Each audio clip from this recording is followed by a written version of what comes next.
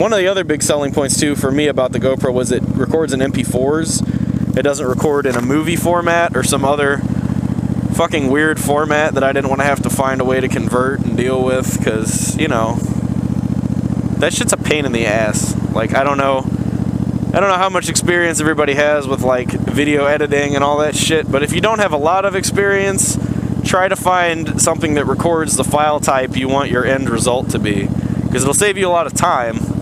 It'll save you a lot of trouble. It's been my experience. And I really didn't want something that shot AVIs, because AVIs are too big. MP4s are a pretty good encoding format. At least, like I said, in my experience. I know YouTube likes the MP4s. I've noticed it takes kind of a long time for me to upload these. Like, I try to make all my videos about 7 minutes long. It takes kind of a long time for them to upload, which it wasn't always like that. The first 2 I did, it didn't take very long. Might have took 15 minutes. Now they take about a half hour.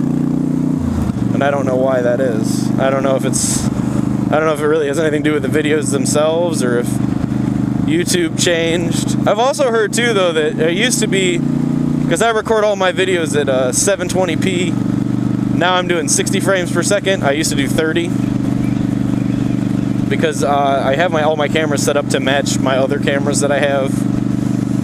So if I did like want to do something with a bunch of using different cameras to have like multiple angles and shit, the footage would all still be the same bit rate or resolution and frames per second. But something I realized, that's why it was at 30 before, and then I found out the other cameras I have actually shoot at 60 frames per second, 720. But it used to be that YouTube didn't display HD content in anything higher than 720. And I guess now, starting like the end of last year, they just started doing 1080p stuff. And I don't think they do 4K yet. I think that'll probably be a while. But I guess I'll talk about resolutions and optics for a minute.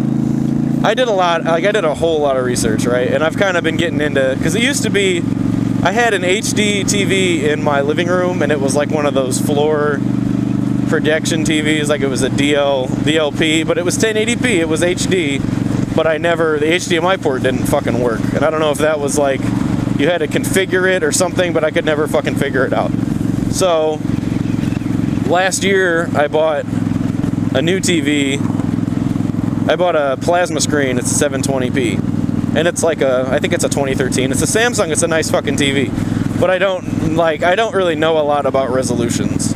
Because it's been, other than that one TV, I've always just had like tube TVs and, you know, that kind of shit. But now I have a 1080p smart TV, and then I have 2 720 TVs. But it's like, I don't know, you know. I know standard shit is 480. And like the difference between the 480 and the 720 is pretty noticeable. Like, you can tell when something's standard definition, especially on an HD TV. But if you keep, like, from there, from 720 to 1080p, to me, I can't really tell the difference, especially if it's like, if I'm in my living room or if I'm in someone's living room, TV's 10, 15 feet away from me, I can't fucking tell. And I guess I was reading there's some graph, and it says, you know, if you're this distance away from the fucking TV, you can't tell. Like, I think it's 5 feet. If you're 6 feet or more away from a 1080p TV, you can't tell the difference between 1080p and 720. And then with like 4K and 1080, it's like 3 feet. Now, who the fuck stands that close to their TV? I don't know. But I know if you have a standard definition TV and it's small, it'll look better than fucking any HD TV that's 50 inches or more. And I think that's hilarious. Because if you look, like, if you really get up close on a fucking HD TV, especially the really high-res ones, it looks terrible. Like, the individual cells look like shit. And again, this is just my opinion. I'm not a fucking scientist or anything. I'm just some fucking jagoff with a goddamn motorcycle and a GoPro. So don't quote me. But to me, personally, I don't see the need for anything more than a 720 if you're going to get a big TV. And especially with like LEDs and LCDs, I play a lot of video games, right? And it's been less, but it's been less than it used to be, but I still play them often enough that I want a TV that's able to handle video games and able to handle, like, you know, using a console of some kind. So I'm fucking out here, got my TV, and it's like, I bought the 720, obviously, and I tell people about it, you know, I'll be like, yeah, I just got this new TV. They'll come over, they'll look at the TV. I'm like, oh, that's nice. Is that fucking 1080? No, it's 720. Oh, for real? It looks great. Yeah, because you can't fucking tell, because really they're just numbers on a piece of fucking paper. All right? That's all it is. And, like, the fact that the price difference is fucking ridiculous. Oh, but what I was saying about video games. So I play fucking games, right? And if you get an LED TV, you want to get, like, you want to check the refresh rates, right? This is something that something else I found out about that I did not know. Most LED TVs, and it's not true anymore because I think they go higher than this, but at the time, you could either get 30 or 60 hertz for refreshing. Now I think they make 120s. But 30 or 60 hertz for your fucking refresh rate. Now on a plasma screen, it's like 600 fucking hertz.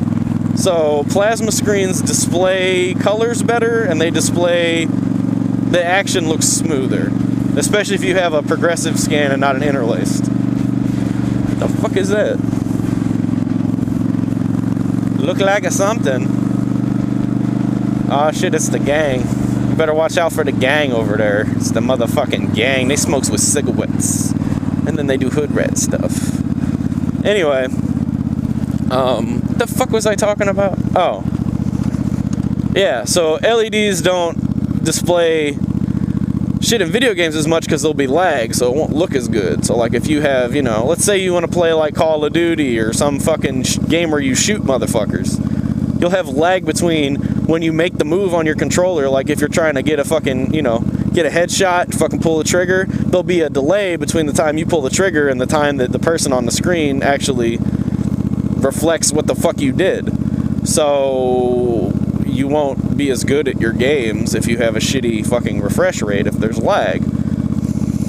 And that's one of the things that I was kind of like I have really fast internet. Like, I probably pay too much for my fucking internet, but it's still fucking rad because it goes fast as shit, and, like, I can do anything in like 8 minutes.